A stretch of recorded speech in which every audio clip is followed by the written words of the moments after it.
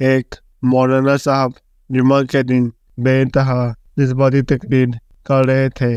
تقریر میں جذباتی ہو کر مولانا صاحب نے کہا، میری زندگی کے خوبصورت اور سہانے شب و روز جس عورت کے بازو میں گزرے وہ عورت میری بیوی بالکل بھی نہیں تھی۔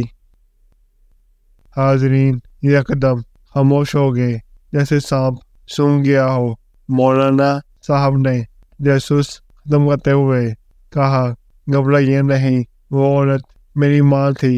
ایک صاحب کو یہ بات بہت پرلطف لگی، سوچا کیوں نہ گھر جا کر اپنی بیوی کو بھی اس لطف میں شامل کر لے۔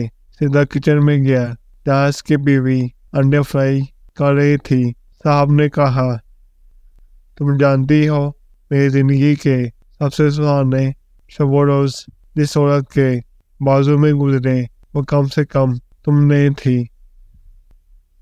4 دن کے بعد جب ان صاحب کے منہ سے پٹیاں اتاری گئیں اور تیل کی جلن کچھ کم ہوئی تو بولے، نکاح اتارنے سے گریز کرنا چاہیے اور اس طرح کے ادھورے یا ڈبل میننگ والے جملے بالکل بھی بیوی کے سامنے نہیں بولنا چاہیے۔ دوستو، یہ تھی ہماری آج کی ویڈیو۔ اگر پسند آئی ہے تو ہمارے چینل کو لائک کریں، سبسکرائب کریں اور ویڈیو کو آگے دوستوں کے ساتھ شیئر کریں۔ شکریہ۔